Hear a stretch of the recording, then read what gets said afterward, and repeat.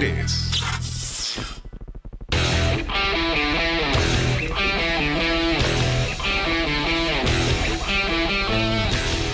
¿Cómo están, amigas y amigos? Tengan ustedes muy buenas noches. Exactamente las 22 horas con 56 minutos a 4 minutos de las 23 horas en todo el país.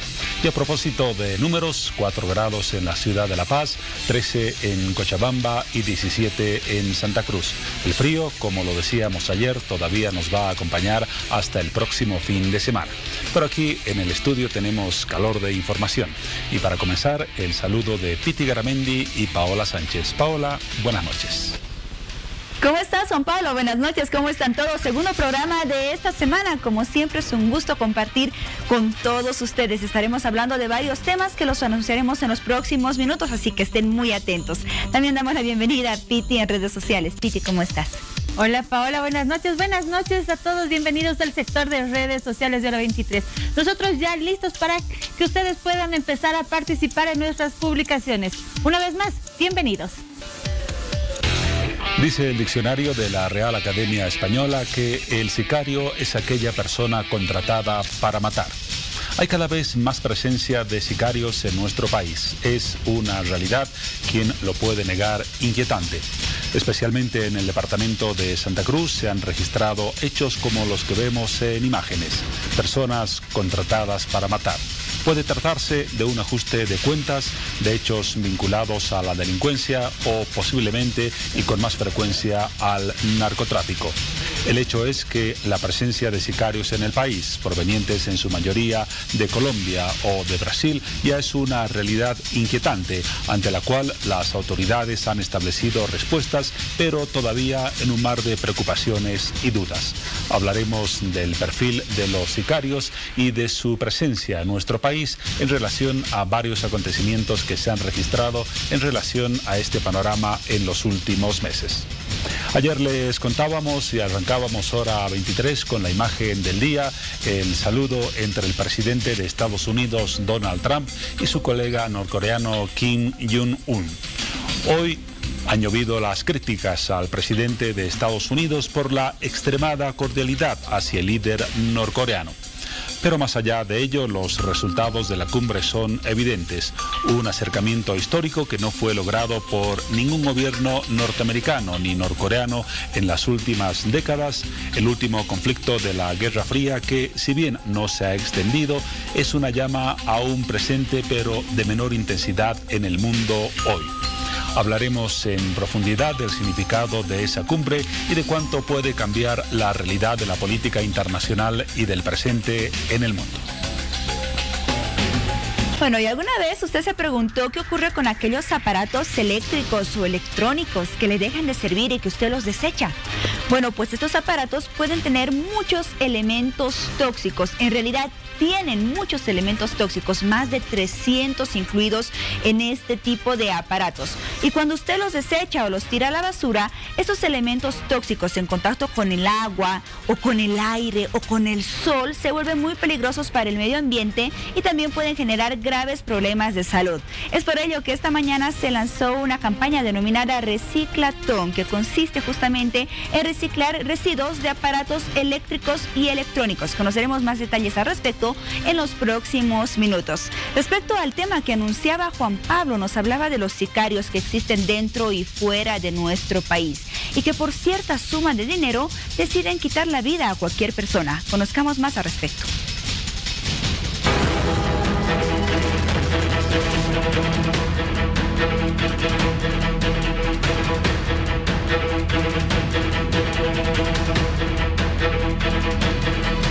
En Bolivia existen varias muertes por motivos de ajustes de cuentas o inclusive venganzas perpetradas por sicarios quienes cobran diferentes montos de dinero para ejecutar a sus víctimas. Jaime Benjamín Cárdenas, o alias el Jimmy, es uno de ellos, quien nació el 9 de abril de 1987 en la ciudad de Santa Cruz. A los 17 años mató por primera vez luego de que su víctima se resistiera al robo. Jimmy fue retenido y confesó el delito, pero semanas después fue liberado por ser menor de edad. Frente a tales circunstancias, el Jimmy se dedicó a delinquir a su antojo y a asesinar a varias personas. remordimiento? ¿Ha habido remordimiento? Claro, tengo remordimiento. Si no es pues un conejo, ¿no? Hasta un niño tiene remordimiento de matar un conejo, ¿no? Peor la gente. El Jimmy admitió ser responsable de más de 30 asesinatos, pero también confesó que cometió crímenes al estilo sicario para pagarle favores a policías que más de una vez lo dejaron salir de la cárcel. ¿No estabas por dinero? A veces no. En el mundo podemos observar cientos de estos casos, o incluso peores. Veamos algunos de estos. Heriberto Lascano, alias El Lasca, fue un narcotraficante líder del grupo criminal Los Zetas, es grupo armado del Cártel del Golfo. Hasta la fecha de su muerte fue considerado el segundo narcotraficante más buscado de México. Lascano es considerado responsable de cientos de asesinatos y se piensa que ha sido el gatillero de decenas de homicidios de traficantes rivales, policías y del periodista Francisco Ortiz Franco. El Lasca estaba relacionado con el ataque al Casino Royal, este ataque del 25 de agosto del año pasado que cobró la vida de 52 personas. Lascano fue erróneamente reportado muerto el 5 de septiembre de 2007 durante un enfrentamiento con militares en Tamaulipas. Sin embargo, se sabe que Lascano continuó con vida y dirigiendo a los Zetas hasta el 7 de octubre de 2012, cuando fue abatido por miembros de la Marina y el Ejército Mexicano. De Heriberto Lascano, una foto a la izquierda de su pantalla, evidentemente una foto en vida, y la otra del cadáver, de este cadáver que no apareció porque han confirmado que este cadáver fue secuestrado o, como dicen, rescatado por un grupo criminal de la funeraria donde se encontraba el cuerpo. Edgar Huerta, o alias El Huache. Este hombre de origen mexicano declaró haber matado a por lo menos 600 personas, además de ser el coordinador del crimen en contra de 70 migrantes en San Fernando, Tamaulipas. ¿Qué organización pertenece? A los Zetas. ¿Desde cuándo perteneces a este grupo? Desde hace como 2 años y medio. La pública informa que elementos de la Policía Federal detuvieron este jueves 16 de junio en Fresnillo, Zacatecas, a Edgar Huerta Montiel, alias El Huache. Tras su aprehensión, El Huache manifestó que encabezó personalmente el secuestro de 2 camiones de carga, en cuyo interior viajaban escondidos más de 70 indocumentados centroamericanos, quienes fueron privados de la vida en un rancho. Huerta Montiel refirió que personalmente llevó a cabo el homicidio de 10 centroamericanos, además de haber ordenado el plagio de al menos 6 autobuses de pasajeros que arribaron a San Fernando. ¿Esos 2 autobuses qué pasó con la gente? ¿Con la gente de los autobuses? Pues los mataron. Fueron como 6 autobuses, más o menos. ¿Cuál fue la orden? Que los investigáramos y si tenían algo que ver, que los matáramos. Santiago Mesa López, alias El Pozolero, es un mexicano que trabajaba como sicario. Se le atribuye las muertes de al menos 300 personas. El modo de asesinar es, hasta ahora, considerada como una de las más sanguinarias y crueles. Esta persona, ahora recluida, primero mataba a sus víctimas, para luego sumergir los cadáveres en ácido, hasta que los cuerpos perdieran su estructura, derritiéndose por completo. ¿Cuánto tiempo durabas con los cuerpos cuando te los traían? En 24 horas. Yo los echaba en un tambo y con ácido y ahí se desintegraban. ¿Quién te proporcionaba este tipo de cosas? Yo lo compraba en cualquier parte. ¿Dónde lo comprabas? En cualquier parte de la casa. ¿Qué tiempo se tardaba en deshacer un cuerpo? 24 horas. ¿No? ¿Cuánto tiempo estuviste haciendo todo esto? Como 9, 10 años. Este hombre era contratado por narcotraficantes o delincuentes, quien cobraba al menos $600 por víctima. Fue aprehendido y hoy en día purga una pena. El Popeye, o John Jairo Velázquez, fue la mano derecha del famoso narcotraficante Pablo Escobar y uno de los criminales más peligrosos del mundo. Formó parte de la estructura criminal del Cártel de Medellín hasta su entrega en 1992 a la justicia colombiana. Al interior de dicha estructura era un lugarteniente o mando medio de sicarios. Este hombre, en una entrevista, reconoció haber asesinado a 300 personas y al menos habría coordinado 3.000 muertes. Entre ellas se encuentra el de su novia y su mejor amigo, a quienes tuvo que eliminar por orden de Escobar. Aquí toda persona que se fuera a matar en la ciudad había que pedirle permiso a Pablo Escobar. El patrón dijo, listo, y él le encargó a Popeye. Y me dijo, Popeye, ¿usted le hace? Yo le hago. Entonces fuimos en la moto en Envigado a ubicar el busero. Y el conductor de bus ya no era conductor de bus, sino despachador de los que controlan la salida de los buses. Entonces fui con un amigo mío en una motocicleta y fueron a mostrarme el busetero. Y yo ya el revólver, me lo mostraron, yo vi la ocasión, me bajé y lo maté de una vez, porque el amigo mío, no, miremoslo y mañana lo matamos, eso es de una vez.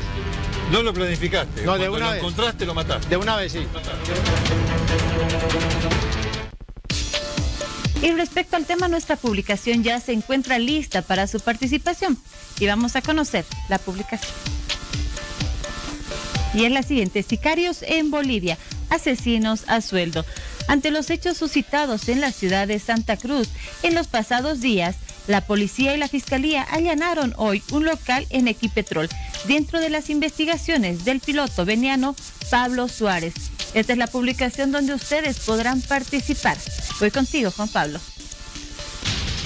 Gracias, Piti. Y a propósito de Santa Cruz y del hecho que mencionabas, hoy se ha sumado un nuevo caso. Se trata de un presunto asesinato que se registró a pocos kilómetros de San Ignacio de Velasco. En realidad no a tan pocos, a 160 kilómetros aproximadamente de esa localidad en el departamento de Santa Cruz. Y la víctima ha sido una persona con el nombre de Reinaldo do Nascimento Santos. Se ha registrado este crimen en la localidad de San Bartolo, ya lo decía, en las proximidades de San Ignacio de Velasco, y vamos a conocer detalles de este tema para comenzar a abordar el asunto de los sicarios con algo de actualidad, y lo vamos a hacer a través de un contacto telefónico con Carlos Ligerón, periodista de Bolivisión en la ciudad de Santa Cruz. Carlos, buenas noches. ¿Cuáles son los detalles de este tema? Buenas noches, Juan Pablo. Indicarles que hace instante el comandante departamental, el coronel Alfonso Siles, dio un informe sobre este hecho de sangre de una persona de nacionalidad brasileña de 29 años de edad. Fue encontrado sin vida a un costado de la carretera, distante a 160 kilómetros de San Ignacio de Velasco. Tenía aproximadamente 10 impactos de bala en diferentes partes del cuerpo. Esta persona ha sido trasladada hasta la morgue de este municipio para que le realice la autopsia de ley. En primera instancia se maneja que haya sido un ajuste de cuentas por las características del hecho. Asimismo indicó el coronel de que se presume que esta persona fue asesinada en otro lugar y posteriormente la trasladaron hasta la carretera para dejarla. Muy bien, Carlos, nos decías que posiblemente, de acuerdo a las primeras hipótesis de la policía, se trata de un ajuste de cuentas. ¿Hay algunos datos de cuál era la actividad a la que estaba vinculada la víctima de este crimen? Se maneja la información de que sería un ganadero. Sin embargo, esta información aún no ha sido confirmada por los efectivos policiales. En las próximas horas darán un informe más detallado sobre este caso, ya que también hay que saber cuáles fueron los motivos por los que fue asesinado. Las imágenes que estábamos observando, queremos aclararlo, corresponden precisamente a ese hecho. Se trata de la víctima a la cual hacíamos mención en este informe de Santa Cruz mediante Carlos Ligerón. Carlos, no se trata lamentablemente de un hecho poco frecuente en el departamento de Santa Cruz. La policía, ¿qué informes ha dado respecto a la frecuencia ya alarmante con que se presentan este tipo de casos? Bueno, los efectivos policiales, las autoridades policiales han indicado que ellos van a implementar más funcionarios policiales en diferentes puntos de la ciudad y en las fronteras, ya que últimamente se han registrado varios hechos que están relacionados con ajuste de cuentas o microtráfico, narcotráfico en realidad, ¿no? Muy bien, generalmente son las tres posibilidades que maneja como hipótesis o causa la policía. Muchas gracias, Carlos, por esa información desde la ciudad de Santa Cruz con la actualidad de este tema, precisamente en esta jornada cuando planificamos abordar el asunto de los sicarios. ¿Qué podemos decir del tema? La figura de los sicarios aparece en la historia no tan reciente del país como una excepción. Se comienza a hablar de sicarios, por ejemplo, en el golpe de Hugo Banzer Suárez, allá por el año 1971, a raíz de la presencia, se decía, de posibles asesores argentinos. Se vuelve a hablar de esta figura, la de los sicarios, en el golpe de Luis García Meza Tejada, también con la posible presencia de asesores o sicarios argentinos. En la dictadura de Banzer se mencionaba también la posibilidad de la presencia de sicarios de origen brasileño.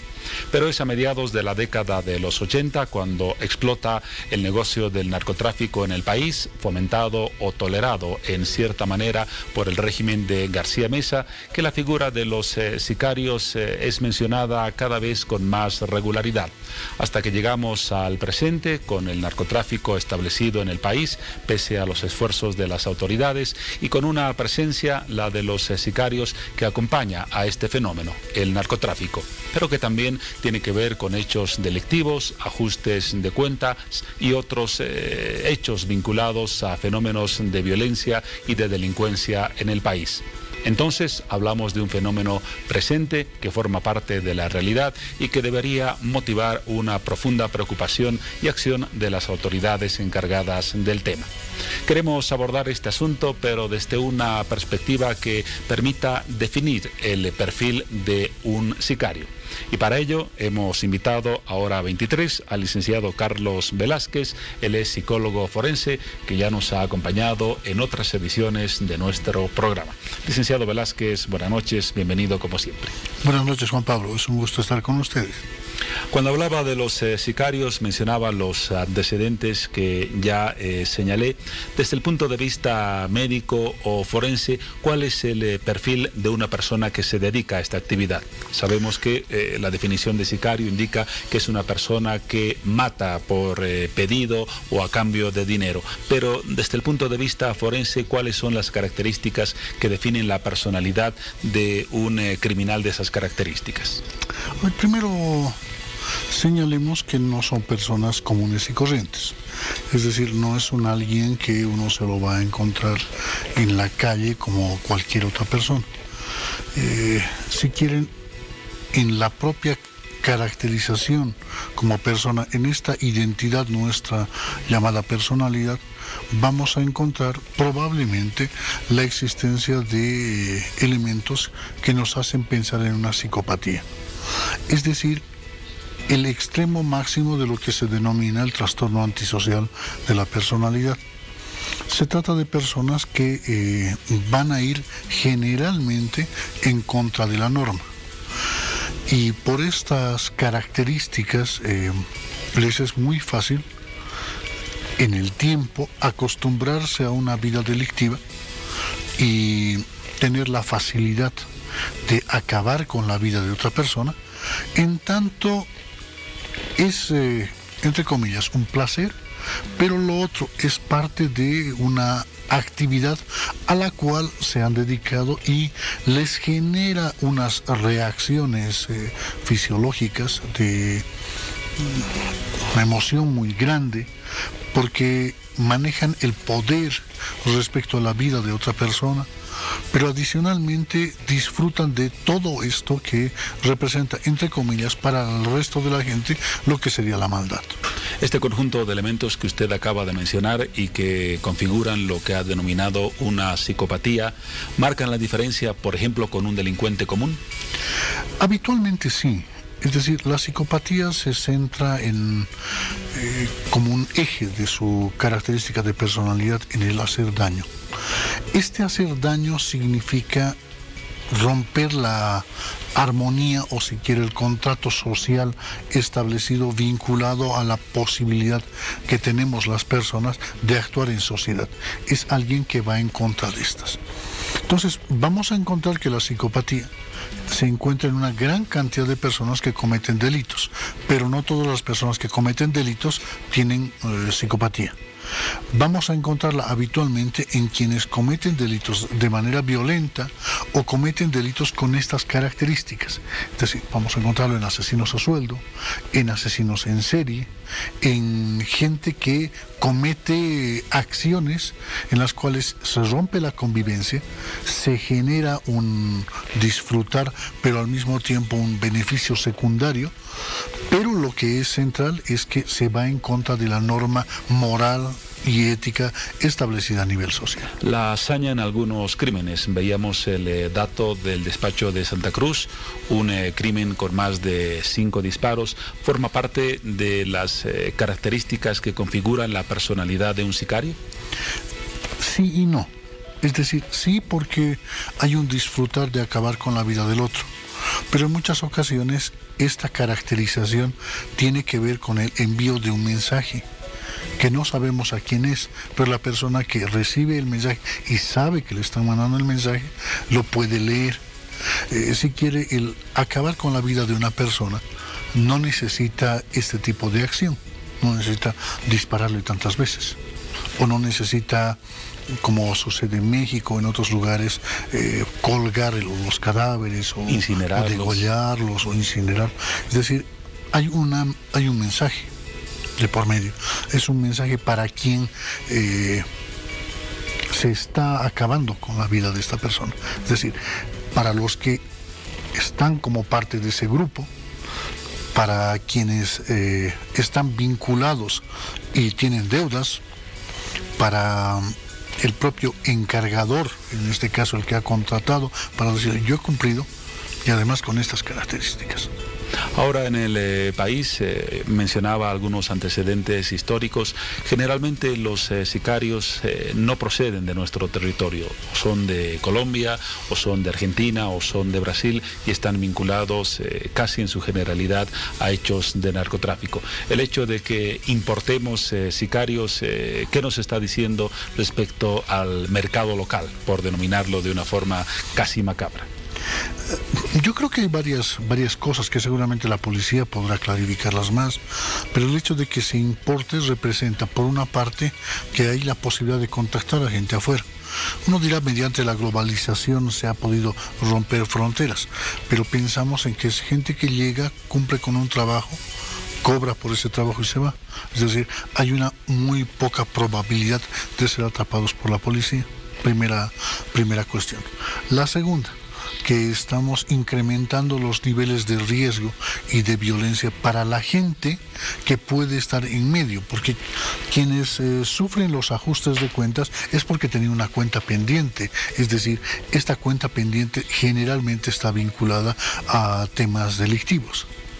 Eventualmente, y esto es lo complejo que se han dado en muchos países, como los que señala, hablamos de México, Colombia, Brasil, ya esto desborda la cuestión netamente delictiva, y aquí está la complejidad, porque puede empezar a ser víctima de ellos gente inocente, pero como terceros. Es decir, se ha colocado un aparato explosivo y mueren personas inocentes, pero además la persona que tenía que morir. O lo otro, que esto puede ser mucho más complejo todavía, es que se vinculen a la búsqueda de poder, es decir, a la búsqueda de gobernar ciertos espacios. Entonces ya no habrá un tema delictivo, sino tendrá que ver con un tema político, y eso es lo que puede ser muy complejo en esta extraña escalada que estamos teniendo, que está en este tiempo hablamos de ajustes de cuentas, o sea, hablamos de narcotráfico, estamos viendo elementos de tipo delictivo, pero no todavía se han visto cuestiones vinculadas al poder, como se han dado en otros países, que se han matado candidatos a la presidencia, que se han secuestrado procuradores, es decir, que se han hecho cosas ya no solamente en el ámbito netamente delictivo, sino también en el ámbito político. Podemos caracterizar a los sicarios que llegan al país como sicarios no de guante blanco, que quizás son los que operan casi en el campo político, sino más bien un grupo con características algo burdas y toscas, que operan con un fin preciso, el de eliminar a ciertas personas, pero no a través de los métodos más rigurosos de su campo. Lo que pasa es que no hay sicario de guante blanco. Es excepcional el que alguien pueda acabar con la vida de otra persona y hacer que, como lo vemos en algunas películas, que son una exageración, que ha propiciado que muera de un infarto, pero en realidad la envenenó. Eso es muy raro. O un francotirador que necesita un solo disparo para acabar con la vida de una persona. Es muy extraño que suceda eso. O sea, no hay esos niveles, porque eso nos muestra el sofisticados, cine. Son sofisticados y no es lo real. Lo real es que un sicario llega y tiene una misión, es decir, lo han contratado para algo, le han pagado para algo, y este algo representa acabar con la vida de otra persona, y entonces lo va a hacer de diferentes maneras. Eventualmente secuestro, como pasa, se secuestra a la persona, se la mata y luego se la bota en otro lugar, o de otra manera será como la que se dio en Santa Cruz, que persiguen el vehículo, se bajan, acaban con la vida de esa persona y se escapan. ¿no? ¿Cuáles son las respuestas que puede dar la sociedad a este fenómeno? En el caso de los delincuentes comunes se habla, y este sí es el campo de su experticia, de una posible rehabilitación. Pero un sicario que es capturado puede ser rehabilitado. O planteo otro escenario de la pregunta, ¿a un sicario se lo debe combatir con la violencia? Creo que las dos cuestiones son muy complejas. La primera, la rehabilitación de alguien es con estas características, estamos hablando de rasgos psicopáticos, casi es imposible. Entonces, se habla de aproximadamente, en los estudios que se han hecho, en las investigaciones que se han logrado trabajar en tiempos largos, de un 2% de eficacia en rehabilitación. 2%. O sea, 2 de cada 100. Y algunos autores, algunos investigadores que han trabajado en esta temática, plantean de que esto puede darse en un espacio penitenciario, pero con características muy específicas. Y para, si quiere evaluar, para ver quién podría ser candidato, entre comillas, a ser rehabilitable, más o menos pasan 2 años de diagnóstico de esta persona. O sea, no es, miro a esta persona, este sí se rehabilita y este no. Eso es ser muy irresponsable. En los lugares donde se trabaja con personas que se pretende rehabilitar luego que han sido detenidas, más o menos es entre 1 o 2 años que se demora. Lo primero, entonces no es tan fácil la rehabilitación y no pasa por enseñarles a trabajar, que suele a veces pensarse, no, pero tiene que enseñarle a trabajar, que la cárcel no es la solución esta, porque no es gente que el problema sea el trabajo. Y me imagino que parte de su lógica es matar o morir, y no hay tal vez puntos intermedios como una vía tercera que les permita salir de ese círculo tan complejo. Es que no hay, es que estoy dentro de un ámbito en el cual me conocen por hacer esto, es decir, es mi profesión. Y me contratan para esto, y hay altas posibilidades que yo muera. Entonces, llamativamente también esto pasa, plata ganada, plata gastada. Es decir, hay un despilfarro del dinero obtenido porque no hay esta conciencia moral, característica de las personas normales, no se presenta en las personas con psicopatía. Entonces no van a actuar de esa manera. Por lo tanto, la rehabilitación tampoco es posible. No es fácil, y mucha gente ingenua dice, no, pero con terapia psicológica es muy improbable, es muy poco probable la rehabilitación. Entonces, combatirlos con la violencia, lo que vamos a tener es un estado mucho más violento. Creo que hay muchas cosas por hacer. Por ejemplo, se tiene que trabajar mucho en el tema narcotráfico, se tiene que trabajar mucho en cómo se provee a la policía de personas más especializadas, o se provee mayor cantidad de policías. Países que han tenido niveles altísimos de delincuencia han trabajado mucho, y la respuesta no se ha dado en un año, se ha dado en 10, 15 años de trabajo comunitario, es decir, con la sociedad como respuesta, pero además generando alternativas. Por ejemplo, endurecimiento de algunas penas. En Bolivia nuestra pena mayor son 30 años sin derecho a indulto. Es decir, a los 30 años alguien que mata, a los 20, a los 50 va a salir y ya ha pagado, pero no se ha rehabilitado. Es el panorama que tenemos desde el punto de vista legal. Hemos establecido que un sicario surge en un escenario de violencia vinculado generalmente a hechos delictivos, principalmente el narcotráfico y el ajuste de cuentas. Y justamente a propósito del ajuste de cuentas, tenemos una nota que fue producida por Bolivisión Santa Cruz, que habla de este tema y de las redes que se están tejiendo cada vez más extensas de este fenómeno en ese departamento. Se la presentamos. El primer caso de ajuste de cuenta lo sufrió el abogado Julio César Herrera Basta, asesinado por un sicario que utilizó un martillo el pasado mes de enero en la oficina de la víctima, crimen cometido por una supuesta deuda económica. De los antecedentes se sabe de que sería un litigante que pretendía o pensó que al asesinar al abogado el proceso se le iría a paralizar. Un mes después, el súbdito peruano Ramiro Carguapoma fue asesinado por un supuesto ajuste de cuentas relacionado al narcotráfico por inmediaciones de la UCEBOL, donde la víctima recibió un disparo certero. Se debe precisamente a nuestra condición de país productor de sustancias controladas. Entonces, en un país donde se produce sustancias controladas, pues es imposible que no se dé este tipo de situaciones. Porque la mafia no puede acudir a un tribunal a exigir el cumplimiento de sus contratos, de sus obligaciones, sino lo hace de esta manera. Finalmente, el tercer caso de ajuste de cuenta ocurrió hace una semana por inmediaciones del tercer anillo de la avenida Canal Cotoca, donde 2 sicarios a bordo de una moto acribillan con 9 disparos a Pablo Suárez Alipa, víctima que también tenía antecedentes por narcotráfico. Recordar algunos asesinatos, yo le puedo señalar, en algún año ahí hubieron 27 sicariatos solo en Santa Cruz de la Sierra, y el mismo número en la misma época hubo en San Matías. Recuérdense ustedes las fosas comunes esas que se encontró, de 6 o más personas asesinadas. Entonces, lamentablemente el sicariato va haciendo parte de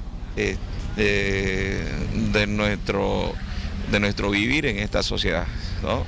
Y no va a parar esto, va a seguir, ¿no? Estos 3 asesinatos que ocurrieron en la ciudad de Santa Cruz por un tema de ajuste de cuenta devela la falta de políticas criminales para enfrentar al sicariato. Así concluyó el abogado y exfiscal Joadel Bravo.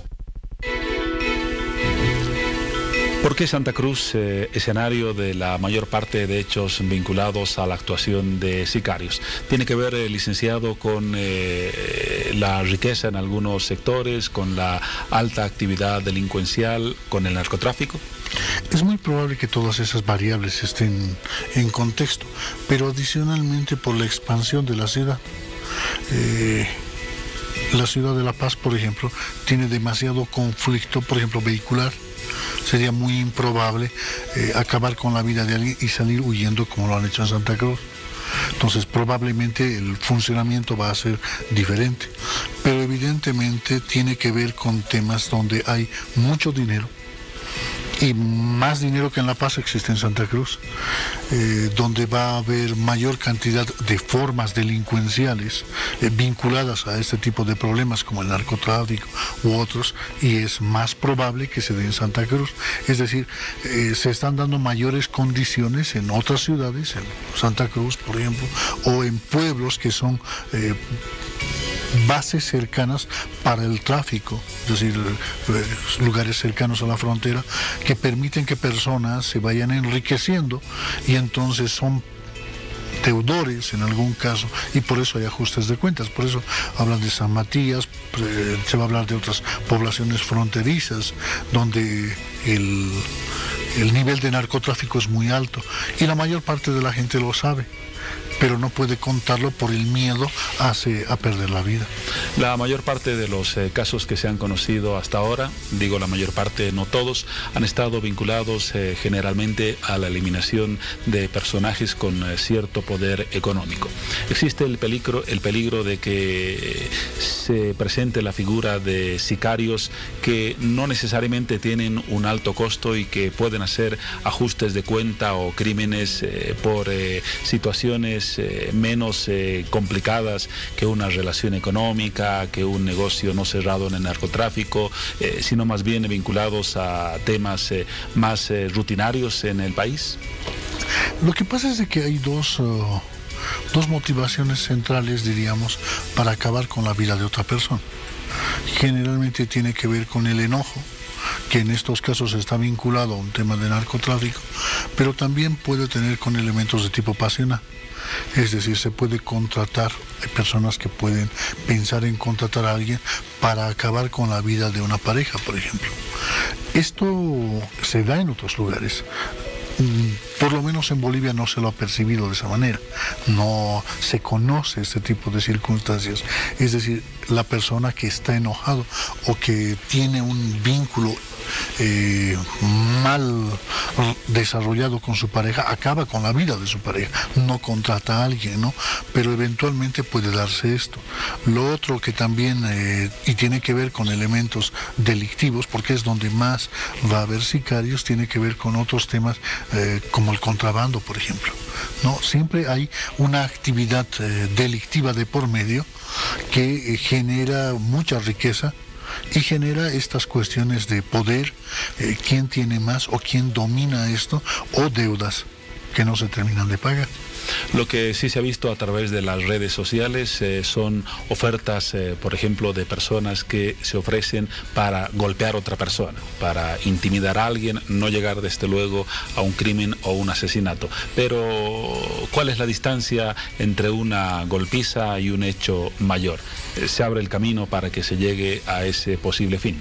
Por supuesto, es decir, ¿cuál es la diferencia entre alguien que vaya y entra a una casa a robar de alguien que roba en un minibús una billetera? Es un camino. O sea, hay altas posibilidades. No necesariamente va a pasar, pero hay altas posibilidades de que alguien que se ofrece como, entre comillas, alguien que va a ajustar cuentas, luego en el tiempo pueda volverse un sicario.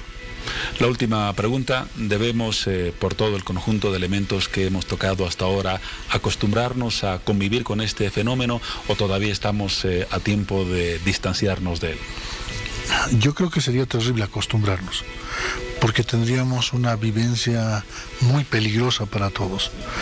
Yo creo que todavía Bolivia está a tiempo, pero va a depender mucho de quienes están a cargo de las políticas nacionales, quienes están a cargo del gobierno en los diferentes estamentos.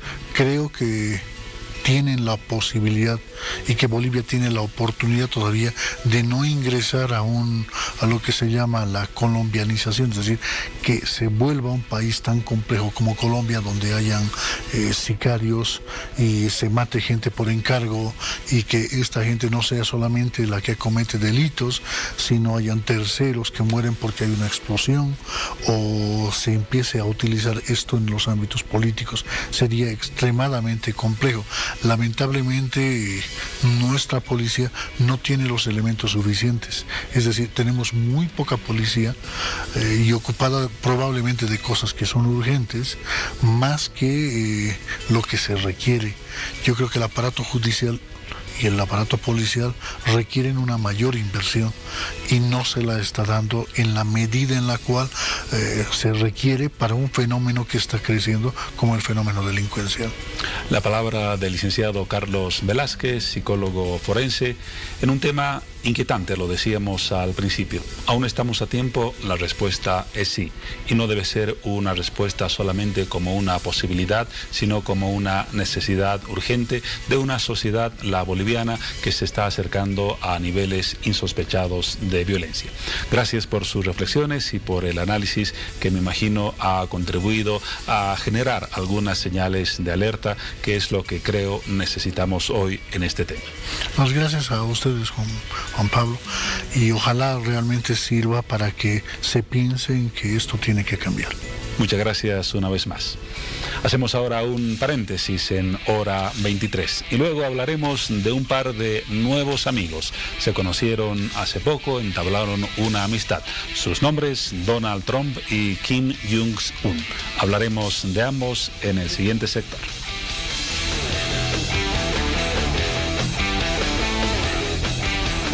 Llegamos al segundo bloque del programa y cambiamos de tema. Hablaremos de la cumbre entre Estados Unidos y Corea del Norte. Y esta es la publicación donde ustedes ya pueden participar. Cumbre Estados Unidos, Corea del Norte. Trump y Kim abren una nueva era, pero sin asumir compromisos concretos. La vaga declaración de la cumbre pone en manos de los diplomáticos continuar el proceso hacia el desarme de Corea del Norte. En lo que va del año, tal vez estamos ante el hecho internacional más importante. Todavía resta la segunda mitad del 2018, pero hasta aquí ese encuentro entre Donald Trump y Kim Jong-un ha sido sin duda el hecho más llamativo. Pero seguramente muchos de ustedes se han preguntado ¿por qué una cumbre entre estos dos personajes, al que ya vemos en pantalla, Donald Trump, quien está acompañado por ese personaje tan enigmático, Kim Jong-un, líder norcoreano? ¿Por qué decía una cumbre y un evento de esta naturaleza debería interesarnos a los bolivianos? Estamos ocupados de problemas temas domésticos, del presupuesto de la UPEA, de qué va a pasar con las selecciones, no la boliviana en el Mundial, del resultado de los Juegos Sudamericanos y de otros temas más vinculados a nuestro contexto. ¿Por qué preocuparnos de Corea del Norte, de Estados Unidos, de las decisiones que se han asumido entre ambos países? La primera pregunta para un amigo del programa, Álvaro del Pozo, analista en temas internacionales, que nos visita esta noche en Hora 23. Buenas noches, Álvaro. ¿Por qué debería interesarnos la cumbre Corea-Estados Unidos? Juan Pablo, un gusto como siempre estar esta noche compartiendo contigo. Bueno, la verdad es que en las últimas décadas la globalización nos ha abierto un poco el mundo a los bolivianos. Históricamente los bolivianos siempre hemos tenido una renuencia a mirar el mundo en su conjunto. Nos cuesta quizá nuestra situación geográfica, sí, quizá los avatares de nuestra propia historia, pero el boliviano en general trata de mirar no más allá de las fronteras nuestras, es decir, poco a poco estamos avanzando a interiorizarnos de lo que pasa en el mundo. Y cuando tú me preguntas por qué nos debería interesar, porque todos los efectos de estos encuentros mundiales, de estos acontecimientos, van a marcar el rumbo del derecho internacional y del orden internacional. Y por más que seamos un país pequeño, somos parte de este conglomerado mundial y de alguna manera nos va a afectar, o por la economía o por la política. Por lo tanto, creo que los bolivianos deberíamos incluso de manera más asidua interesarnos por el contexto internacional, porque aunque no lo creamos, siempre nos va a afectar de una u otra manera. Una buena respuesta que creo da luces a quienes preguntan, y suceden este tipo de hechos, por qué una fotografía de primera portada o de portada entre estos dos personajes cuando hay temas locales. Tú lo has dicho, vivimos en un mundo globalizado y todo lo que pasa afuera ya tiene resonancia en el país. Ahora, la segunda pregunta. Estados Unidos ha tenido grandes estadistas y grandes negociadores en política internacional. Barack Obama, Jimmy Carter, Nixon, y ninguno de ellos después del año 53 logró un acercamiento como el que ha conseguido Donald Trump. ¿Por qué un personaje tan fuera de serie como Donald Trump logra una cumbre que parecía impensada hasta hace algunos años? Sin querer faltar el respeto a ninguno de estos dos líderes, creo que se han cruzado dos personalidades muy instintivas. Es decir, el presidente Trump ha forjado una fortuna, una carrera política, fundamentalmente por ese instinto, ese animal político o ese animal mediático que tiene Donald Trump. Y obviamente el presidente Kim Jong-un ha sabido también manejar mediáticamente lo que es Norcorea o el régimen norcoreano. Hasta el día de hoy, hay dudas todavía sobre realmente el poderío nuclear de Norcorea. Sin embargo, ha logrado sentarse en horas atrás con la primera potencia del mundo. Por lo tanto, estamos ante dos personajes que han hecho de los medios su mejor aliado. Por lo tanto, creería que esa coincidencia ha permitido que instintivamente encuentren un momento preciso para darse este apretón de manos que obviamente marca un hito indudablemente. Hay victoria para el presidente Trump, victoria para el presidente norcoreano. Ambos ganan. Mi perspectiva es que creo que el que más gana es Norcorea, porque realmente es un régimen que estaba buscando, una sobrevivencia y una supervivencia como régimen. No olvidemos que Corea ha tenido una historia un poco dramática, de estado vasallo del Imperio Chino a estado ocupado por Japón, luego repartido por las potencias Rusia y Estados Unidos. Por lo tanto, hay un espíritu norcoreano siempre de sobrevivencia, de supervivencia como Estado. La otra es que sea reconocida, siempre lo han dicho las tres generaciones de líderes norcoreanos, que uno de los mayores objetivos de estos regímenes eran ser reconocidas como potencias nucleares. Este es el mejor ejemplo de que han sido reconocidas. Por lo tanto, creo que el presidente norcoreano, ha sido el más exitoso. No le quiero restar crédito al presidente Trump, creo que ha sido un acto instintivo muy adecuado. Después de lo que venga posteriormente, vamos a encontrar seguramente un proceso de negociación mucho más duro, mucho más complejo. La desnuclearización por sí sola es difícil y compleja y sobre todo de larga data. Si tú aseguras, como lo han hecho varios analistas internacionales, que Corea del Norte gana con esta cumbre legitimidad internacional internacional, ¿qué gana Estados Unidos? Elimina el peligro de un posible ataque nuclear, que parecía más ficción que realidad. Elimina la posibilidad de un riesgo para Japón, para Corea del Sur. ¿Qué gana Estados Unidos con la cumbre? Uno, gana un nuevo posicionamiento en la región. No olvidemos que Estados Unidos se posiciona en la región, en la península coreana, no por una razón estratégica, sino como resultado de una política de contención. Es decir, como tú recordarás la historia, cuando se divide las dos Coreas y Norcorea inicia la guerra, no era estratégico. Ya el presidente americano había ordenado a Truman retirar las tropas un año antes, por lo tanto no estaba en su zona estratégica, simplemente estaban ahí aguardando quizá apaciguar los tiempos después de una Segunda Guerra Mundial, por lo tanto nunca fue parte de la geoestrategia americana. Sin embargo, hoy en día el presidente Trump, por un lado, estaba buscando, no sé si premeditadamente, un aislamiento de sus aliados históricos.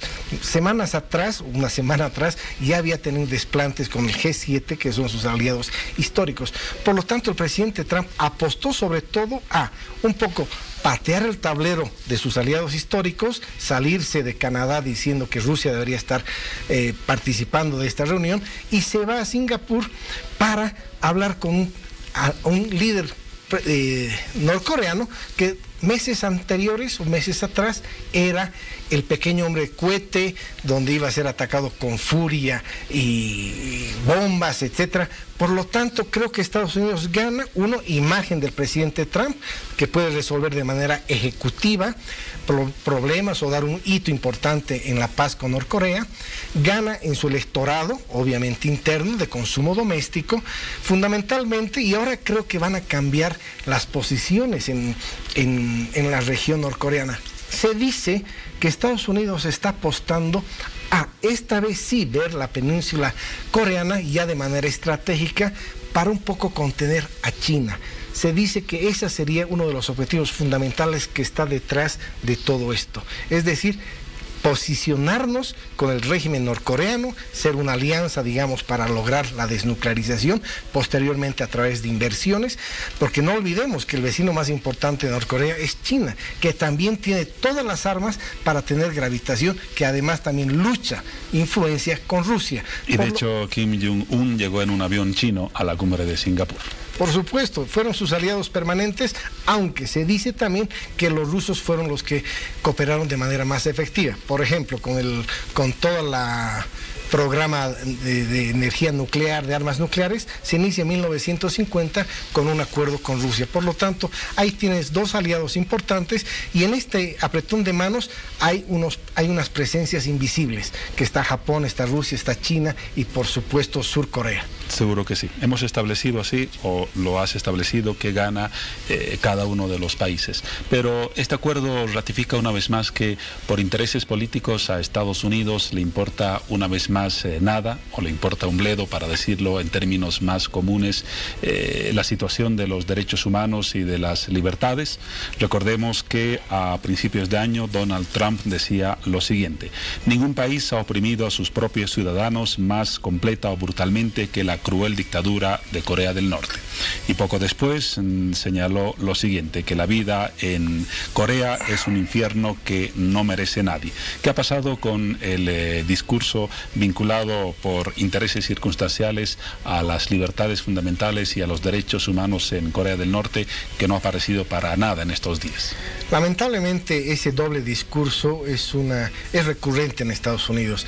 Por un lado vemos discursos de proteger los derechos humanos, ese faro de la humanidad que busca la democracia en todos los países, pero vemos obviamente una puesta en escena maravillosa, casi al estilo de Hollywood, como hemos visto horas atrás, con un presidente que todos sabemos oprime a su pueblo. Pero no solo es el único caso, las alianzas también en Oriente Medio de Estados Unidos, por supuesto, la propia China, que es el otro gran actor del mundo global.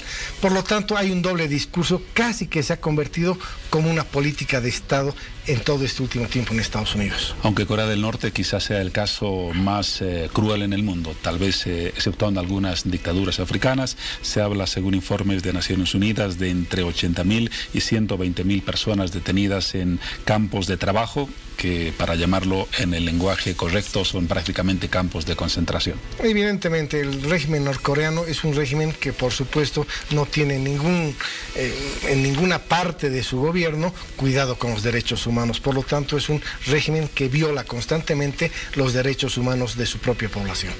Ahora, aparte de las cuestiones de fondo que las hemos abordado hace instantes, han habido señales casi pintorescas en el encuentro de ambos líderes. Por ejemplo, la última frase de Trump, que contaba a los periodistas que cuando se reunió en la playa con el líder norcoreano le sugirió construir un condominio de hoteles en la playa por las características de la costa norcoreana para hacer grandes negocios. En el fondo, ¿será esta también una visión y un interés en Estados Unidos para el acercamiento con Corea del Norte? Uno de los objetivos finales de este acercamiento es justamente posicionarse en la zona a partir de inversiones. Sabemos que el régimen norcoreano está absolutamente con unas crisis económicas terribles, con las sanciones aún mucho más. Tiene potencialidad, es un país minero, tiene algunas potencialidades y por supuesto las inversiones norteamericanas y en el régimen de bienes inmuebles, seguramente el presidente Trump también está de alguna manera pensando en lo que él más le gusta hacer y sabe hacer, las inversiones en bienes raíces. Por lo tanto, creo que la inversión americana, los dineros americanos y los dineros chinos van a ser de Norcorea, no digo en un plazo inmediato, pero a mediano y largo plazo Norcorea va a generar un impulso económico a partir de esa inversión extranjera, sea china y sea americana. Y va a haber una competencia por gravitar en esa economía. En 1987, Donald Trump escribió en coautoría con otra persona, porque muchos dudan que sea capaz de escribir un libro coherentemente, un libro titulado El arte de la negociación, que se refiere a conceptos para una buena negociación gerencial en el campo administrativo y económico. ¿Es esta la lógica que también está primando, aparte de intereses geopolíticos, en la actual administración de la Casa Blanca? Sí, parecería que siempre el presidente Trump nos saca un as bajo la manga. Creo que ese instinto que yo mencionaba al principio se traduce en ese libro que tú mencionas, de ese arte de negociar, donde él utiliza muchas teorías de la dureza de la negociación. Él se considera uno de los hombres más hábiles en la negociación y hoy hemos visto muchos de esos elementos. Se lo veía el presidente Trump con unas ganas de mostrarse que era el que dominaba el escenario, que él conducía los pasos del presidente norcoreano, que él tomaba la palabra para indicar que se estaba firmando. Por lo tanto, creo que el presidente Trump ha hecho uso de esos talentos, quizá de esos talentos que desde la visión conservadora de la diplomacia no nos gusta mucho, pero en este caso ha surtido efecto. Pero te digo, y vuelvo a repetir el tema, con sus aliados estratégicos ha tenido una actitud absolutamente, como lo califica la primera ministra, la canciller Merkel, deprimente, frustrante. Creo que ha sido un sopapo, un balde de agua fría para todo el mundo, porque creemos que el mundo no se puede manejar de esta manera. Es decir, el presidente Trump no puede despreciar a unos aliados históricos que tanto bien le han hecho a Estados Unidos y obviamente Estados Unidos también en Europa. Creo que ahí hay un descuido, un desliz del presidente Trump y nos tiene acostumbrados a esa forma.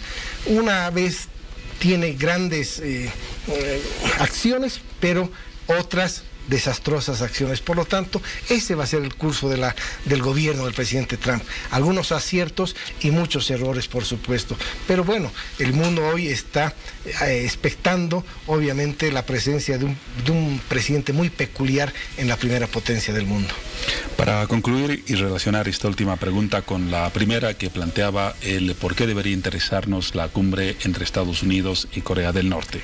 Donald Trump tuvo palabras elogiosas hacia Kim Jong-un, dijo: vamos a tener una relación fantástica, es un hombre muy talentoso que quiere mucho a su país. ¿Se imagina algunas palabras similares de Donald Trump hacia, por ejemplo, Evo Morales, o somos tan irrelevantes en el mundo que esa circunstancia no se va a dar más allá de la imaginación? Lamentablemente creo que eso va a quedar en la imaginación. No dudo que en algún momento se podría dar un encuentro del presidente Trump a partir de una cumbre cumbre, un evento multilateral. Sin embargo, creo que la dirección de nuestra diplomacia está un poco distanciarnos del imperio, como se lo denomina al interior del gobierno. Por lo tanto, no veo un acercamiento así tan amistoso con el presidente Evo Morales, pero bueno, no habrá que perder la esperanza que en algún momento nuestra diplomacia recupere la coherencia, recupere la visión de Estado. Las ideologías, cuando uno debe hacer relaciones internacionales, es lo último que cuenta. Son los intereses los que deben primar, y creo que Bolivia tiene y necesita relaciones estratégicas, y sobre todo con potencias como Estados Unidos, como Francia, Gran Bretaña, como China y como Rusia. Por lo tanto, ojalá que en algún momento podamos nosotros ser actores también de estos encuentros, no porque seamos fabricantes de armas nucleares, sino porque somos actores que podamos otorgar a un mundo quizá por lo menos principios del derecho internacional, o buscar un mejor mundo a partir de una situación pacifista como la tenemos en nuestra Constitución, o el día de mañana con algún recurso como el litio, donde sea importante para las grandes potencias, y eso nos convierte en un actor mucho más importante de lo que somos hoy. Decía que era la última pregunta, pero la siguiente sí es la última. El encuentro Trump-Kim Jong-un ha demostrado que el pragmatismo es una vez más la receta madre de la diplomacia internacional. El pragmatismo nos va a dar resultados. Sin embargo, de lo que viene posteriormente va a necesitar cirujanos de la diplomacia, es decir, lo que se viene, la letra chica, es lo más costoso en toda relación diplomática. Hoy el titular está dado, los dos actores tienen su mérito, pero lo que viene después va a estar a cargo de negociadores absolutamente idóneos, profesionales, que van a diseñar un documento que garantice que este mensaje que nos dan los dos líderes se puede concretar en medidas eficientes y que den una sensación de paz y seguridad internacional en el mundo. La visión de Álvaro del Pozo, analista en temas internacionales. Una vez más, gracias Álvaro por tus contribuciones a esclarecer, a interesarnos y a respondernos a la pregunta de por qué debemos tener interés los bolivianos respecto a hechos que parecen tan lejanos, pero que en realidad están próximos a nuestra realidad y a nuestras fronteras. Juan Pablo, te agradezco y sobre todo valoro que tu programa traiga a la mesa estos temas internacionales, porque los bolivianos, de verdad te lo digo, debemos empezar a ver la fotografía mundial y no solo nuestro ombligo. Nos quedamos con esa frase, no solamente miremos nuestro ombligo. Y hasta una próxima oportunidad. Hasta siempre, Juan Pablo. Hacemos ahora un paréntesis, momento de algunos mensajes en Hora 23.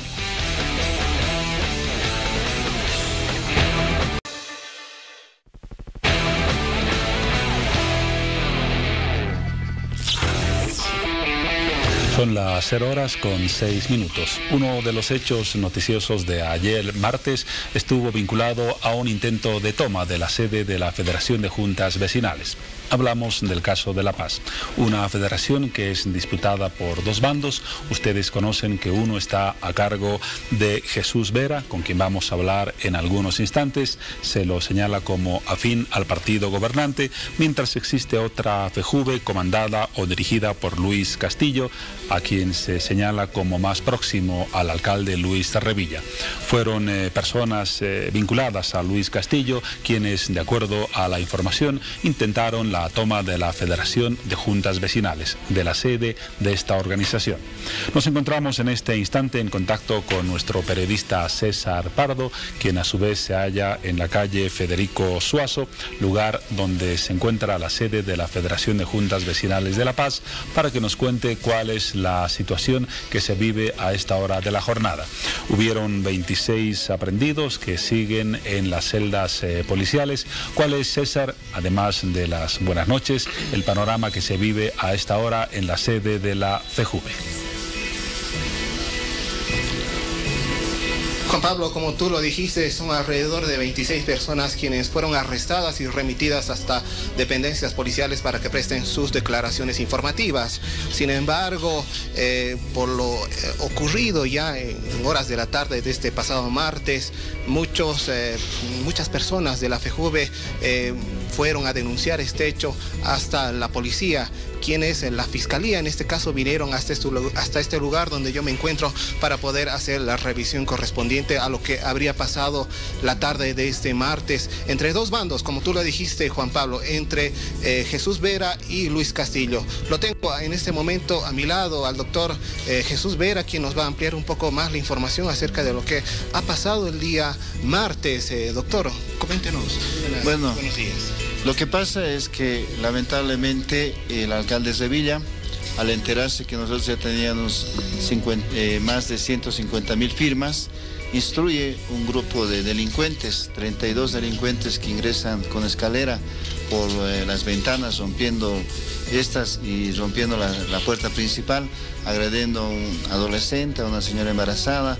Y bueno, el objetivo era primero golpear a Jesús Vera, golpear a todos, reducirlos y quemar los libros de revocatorio. Como ustedes pueden ver, esto es lo que ha quedado después de la quema de lo que ha sucedido el día de hoy.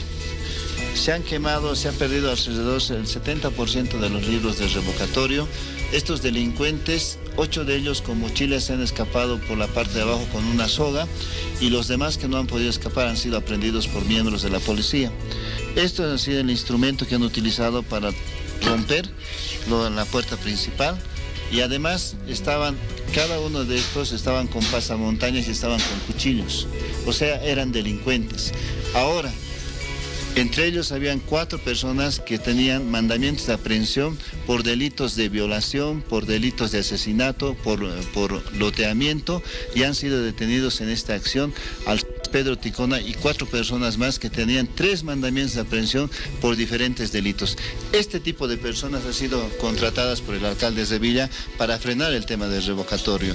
Además, para frenar el tema de las investigaciones que nosotros estamos siguiendo con relación a los actos de corrupción. Y nosotros tenemos acá está el mandamiento de aprehensión del señor Pedro Ticona.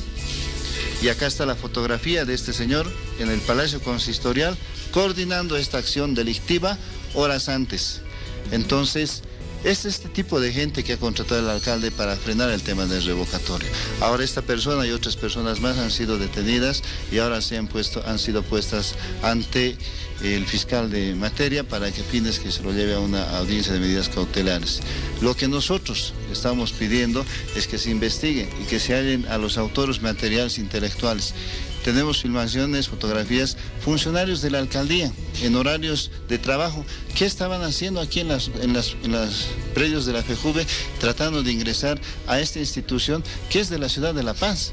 Nosotros nunca hemos cerrado las puertas a nadie a esta institución.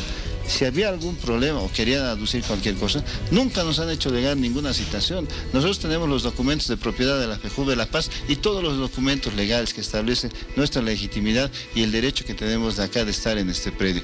Pero este accionar solamente ha sido activado por el miedo del alcalde de que nosotros lleguemos a las 180.000 firmas. Ahora, la población está muy molesta y por eso ahora vamos a continuar con la recolección de firmas y vamos a continuar con movilizaciones, porque el alcalde ha provocado a las juntas vecinales y nosotros vamos a reaccionar. No vamos a venir con funcionarios de la alcaldía ni con grupos mercenarios que ha contratado el alcalde. Hoy el doctor Velázquez, director jurídico, ha venido a defender a este tipo de personas para que los suelten y los dejen en libertad. Así está actuando el alcalde de Sevilla. Hay que dejar en claro una cosa, que ellos han venido a destrozar información y documentación y no a la toma de la sede, ¿verdad? Por supuesto, han venido específicamente con un fin para destrozar, quemar los libros de revocatorio y llevárselos. Nosotros ya hemos hecho la recolección de las pruebas juntamente con la Fiscalía y estamos esperando que se designe al fiscal que se va a encargar de este tema para que en audiencia de medidas cautelares nosotros podamos demostrar los actos vandálicos, allanamiento, destrozo a la propiedad privada, lesiones graves y gravísimas, intento de homicidio. ¿Cómo es posible que esta gente haya andado con cuchillo en mano? Entonces, esto es lo que han logrado gracias al temor del alcalde de que lo llevemos a un proceso de revocatorio. ¿La Fiscalía ha llegado hasta la FEJUVE? Sí, ha entrado el fiscal de turno juntamente con los investigadores, han hecho la recolección de los indicios de prueba, han visto las condiciones en que han dejado las instalaciones de la FEJUVE, pero Los vecinos han venido ahora a dar el resguardo correspondiente y el apoyo. Mañana les pedimos a los dirigentes y a los vecinos que vengan, porque esto no se puede quedar así. El alcalde tiene que responder por qué razón está implicado con este tipo de delincuentes, quienes están en el Palacio Consistorial, juntamente con él, planificando la toma de la FEJUVE La Paz, pero sobre todo de dañar el trabajo del revocatorio que nosotros hemos iniciado.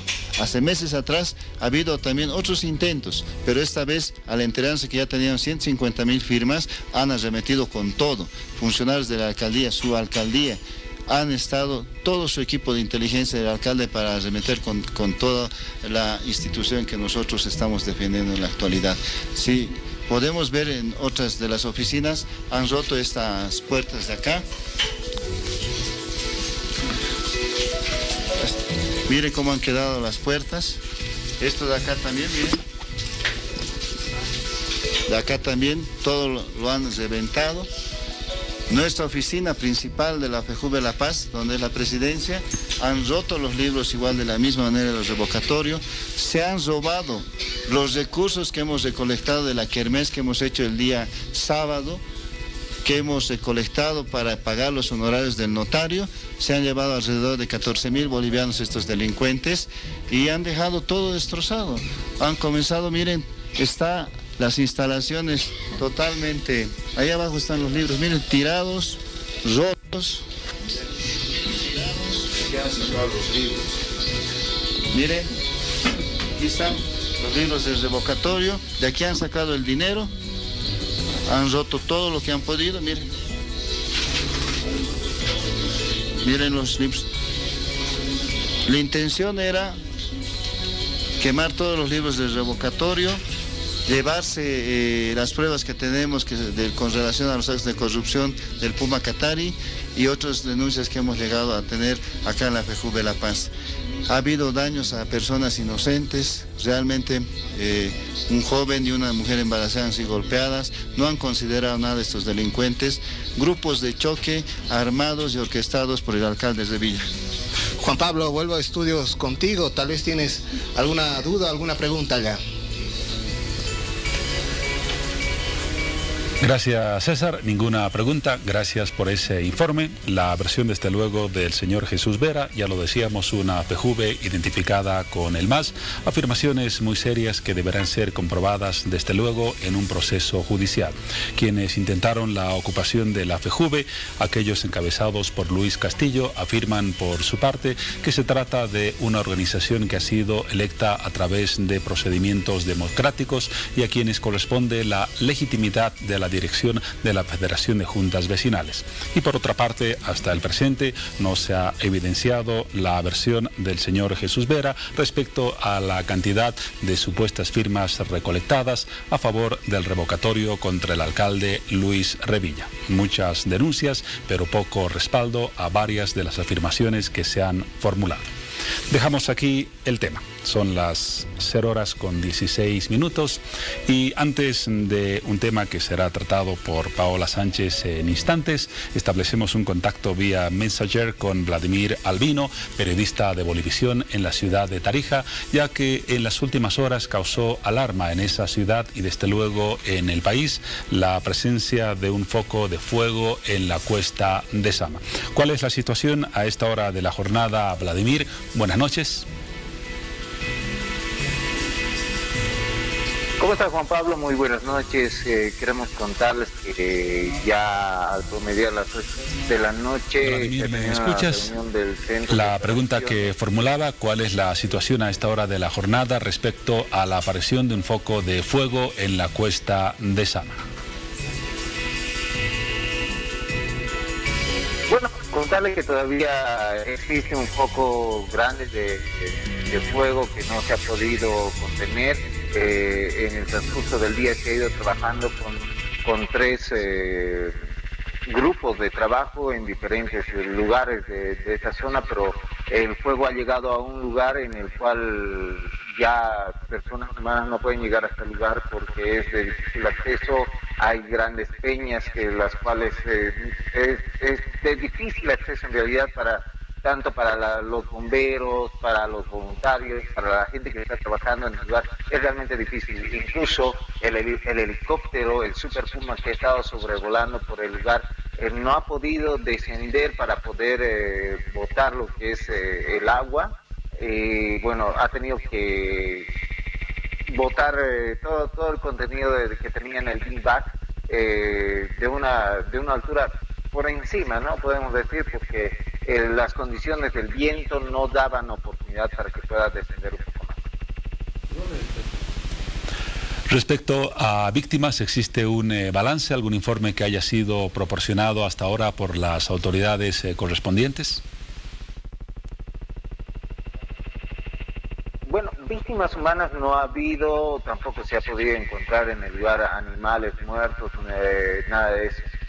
Sí, el día de ayer ha habido algunas personas que han sufrido, digamos, podemos decir algunas quemaduras, pero han sido leves. Por ejemplo, podemos mencionar al coronel Angulo, quien ha estado en la línea de fuego, quien ha estado, bueno, ha sido encerrado por un poco de calor y bueno, ha llegado a quemarse, podemos decir, los cabellos, pestañas, pero no ha pasado a mayores porque en ese momento también se encontraba acompañado de otro efectivo policial que no ha podido estirar, ¿no? Los trabajos son realmente difíciles en los lugares donde está el incendio. Queremos contarte que muchos de los bomberos, de los voluntarios que acuden a la zona, tienen que caminar aproximadamente unas 2 horas. Ahora se ha incrementado ese número de caminata porque el fuego ha avanzado muchísimo más allá. No estamos seguros que mañana seguramente se va a tener que caminar unas 2 horas y media hasta 3 horas porque ya se ha llegado a consumir aproximadamente unas 110 hectáreas que ha avanzado el fuego en la comunidad de Pinos Sur y bueno, también entre las comunidades de Pinos Norte también ha ido avanzando. Era el informe vía Mensajer de Vladimir Albino, periodista de Bolivisión en la ciudad de Tarija. Estaremos pendientes desde luego en las siguientes horas en relación a la evolución de ese problema que por el momento ha sido controlado. Y ahora nos vamos a otro sector y a otra parte del estudio de Hora 23, donde se encuentra Paola Sánchez, que nos va a contar de una interesante iniciativa de la Alcaldía de La Paz denominada Reciclatón. ¿Es así, Paola? Correcto, Juan Pablo, hablamos de esta campaña que se lanzó la mañana de este martes, Reciclatón. Bueno, ¿qué pasa con los aparatos electrónicos o eléctricos cuando los desechamos o los tiramos a la basura? Bueno, se dice que estos pueden tener sustancias químicas que afectan al medio ambiente y que sin duda tarde o temprano llegan a afectar nuestra salud. Y es deber de todos nosotros y responsabilidad reciclar o desechar en contenedores especiales todos estos residuos. Y seguramente es uno de los objetivos principales de esta campaña que recientemente fue lanzada, como les comentaba, la mañana de este martes. Reciclatón. Para hablar del tema nos acompaña esta noche Mariana Daza, ella es secretaria de Gestión Ambiental del Gobierno Autónomo Municipal de La Paz. Bueno, es la invitada principal en ese tema. Mariana, qué gusto, bienvenida. Hola, qué gusto, buenas noches. Bueno, queremos conocer más acerca de esta campaña y cómo nace, porque esta es la segunda versión. Ya el año pasado se llevó a cabo una campaña justamente como esta y bueno, queremos conocer cuáles son los motivos que han impulsado para el origen de la campaña. Muchas gracias. Primeramente, mencionar que esta campaña es producto del trabajo colaborativo de muchísimas instituciones que incluyen, aglutinan al sector privado, como la Cámara Nacional de Industrias, la Fundación Estás Vivo, también al sector público a través del Ministerio de Medio Ambiente y Agua y el Gobierno Autónomo Municipal de La Paz, la cooperación con Swiss Contact, las universidades como la UMSA, y este trabajo colaborativo nos está ayudando a transmitir cuáles son las responsabilidades que tenemos todas las personas como generadoras de residuos sólidos. Todos nosotros generamos residuos desde que nacemos como seres humanos y los residuos eléctricos y electrónicos no son ajenos a ello. los hábitos de consumo están haciendo que estemos generando basura electrónica con mayor frecuencia. Tenemos un diagnóstico a nivel nacional que nos dice que generamos aproximadamente 3,5 kilos a 4 kilos por persona al año como ciudadanos bolivianos. Y estos datos nos muestran que tenemos que asumir una responsabilidad por los residuos que generamos. La Ley 755 de Gestión Integral de Residuos Sólidos, que ya tiene más de 2 años de vigencia, establece una jerarquización de la gestión de residuos en la que todos tenemos que hacernos responsables de los mismos a través de la participación de diferentes actores.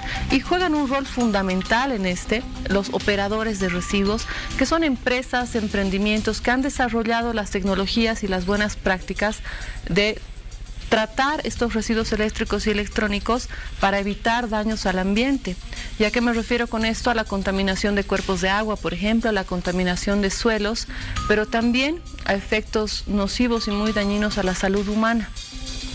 Entonces, esta campaña tiene el objetivo de transmitir esta información que brevemente te estoy resumiendo ahora a las empresas e instituciones que tienen guardados estos residuos eléctricos y electrónicos, computadoras, teléfonos viejos, y que estos pueden ser tratados, son desmantelados, son exportados fuera de nuestro país para que puedan tener un tratamiento adecuado. Generalmente, ¿cuáles son aquellos aparatos que la campaña se dedica a recolectar? Estamos recolectando principalmente TICs, que son todos los residuos que vienen de las computadoras y sus accesorios, algunos electrodomésticos, para que estos sean tratados a través de una empresa operadora que se llama Recicla. Esta empresa ha desarrollado ya las prácticas, como te decía, de desmantelamiento de estos residuos para su futura exportación. Entonces, lo importante de esta campaña es que estos residuos eléctricos y electrónicos se van a entregar a personas que ya tienen la práctica para darles una gestión adecuada y no dejarlos en la calle al lado de los contenedores, como muchas veces se observa todavía en la ciudad. Claro, mezclado con otros residuos igual. Exactamente. Y bueno, estos aparatos que tienen tantas sustancias químicas o elementos tóxicos, cuando entran en contacto con el aire o con el sol, bueno, se convierten realmente en contaminantes para la atmósfera y para todos nosotros. Mencionabas que pueden causar daños a nuestra salud. Por ejemplo, algunos datos respecto a este tema afirman que los monitores, por ejemplo, a las baterías contienen plomo, un elemento químico que cuando se libera en el medio ambiente y es absorbido por los seres vivos, puede dañar sus riñones, su cerebro, su sistema nervioso y bueno, puede incluso hacer que disminuyan sus habilidades en el aprendizaje. En los interruptores, por ejemplo, en los tubos fluorescentes está el mercurio también, Mariana, que afecta de gran manera igual a los ojos, puede provocar erupciones en la piel y así otros elementos como selenio, como lo que es el arsénico, el litio también pueden generar efectos muy nocivos para nuestra salud, así como tú claramente lo mencionaste.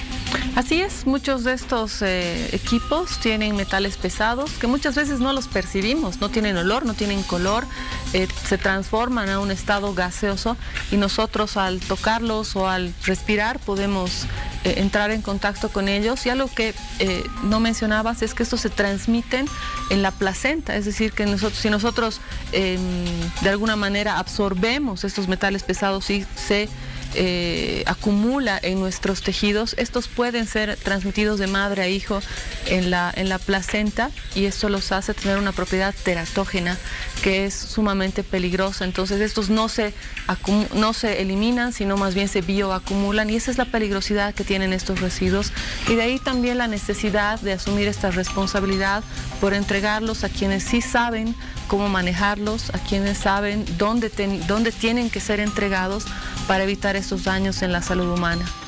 Muy bien, Mariana, gracias por toda esa información. Es importante comprender acerca de esta campaña que se lleva ya a cabo. ¿Hasta cuándo es el plazo para que todas las empresas anunciando, hemos anunciado ayer, 12 de junio la campaña, va a durar hasta el 16 de agosto. ¿Por qué tenemos estos tiempos un poco más largos? Porque lo que queremos es trabajar con las empresas, instituciones, para primero explicarles en qué consiste la norma nacional, la política nacional de residuos sólidos, hacer una capacitación al personal de esas empresas, trabajar con ellos también en cuáles van a ser los procedimientos, tanto públicos como privados, para que puedan dar de baja a estos equipos. Sabemos que la parte administrativa puede llegar a ser complicada para dar estos equipos de baja. Hemos desarrollado un procedimiento con todas estas instituciones para orientar a las empresas en cómo dar de baja estos residuos, y finalmente se va a hacer un diagnóstico de los residuos eléctricos y electrónicos que tienen las empresas para entregarlas al operador, que en este caso es nuestra empresa Recicla. Entonces invitamos a todas las empresas que tienen estos residuos a que tomen contacto con nosotros para que les demos toda esta orientación y puedan entregar estos residuos a quienes saben manejarlos. Tenemos líneas habilitadas, si me permites por favor comentarlas.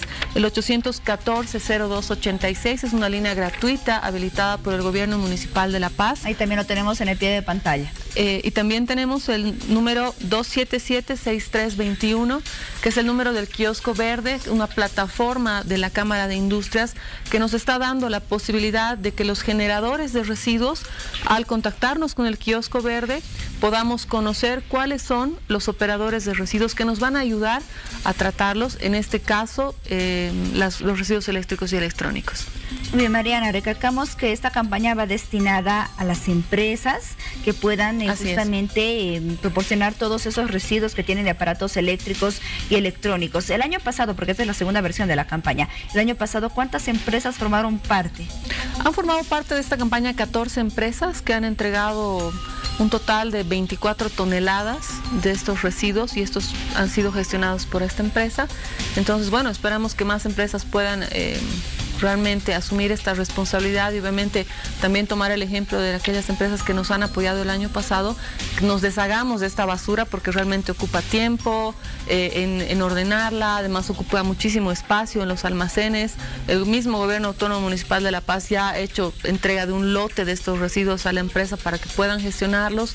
La Universidad Mayor de San Andrés también ya ha generado una disposición universitaria para hacer la entrega, y muchas otras instituciones ya lo han hecho. Se puede hacer, y bueno, tenemos que asumir esta responsabilidad. Invitamos a todas las empresas a que puedan sumarse a esta campaña, que es muy importante en términos ambientales, pero también de salud.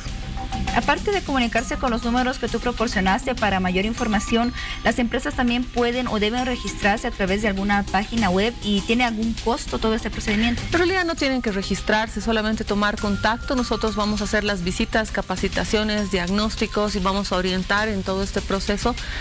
No es necesario un registro, pero lo que acabas de mencionar es importante. Este proceso también tiene un costo.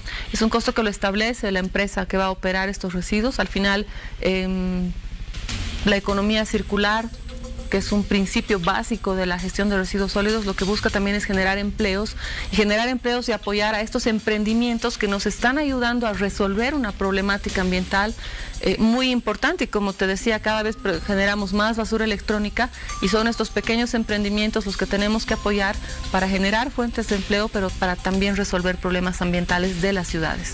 Muy bien, quienes están en casa y tienen algunos aparatos electrónicos, computadoras, baterías, teléfonos y demás, que ya no es de su uso, que ya terminó su vida útil y quieren también entregarlos, no pueden formar parte de esta campaña. ¿En futuro habrá alguna campaña similar ya destinada a los domicilios?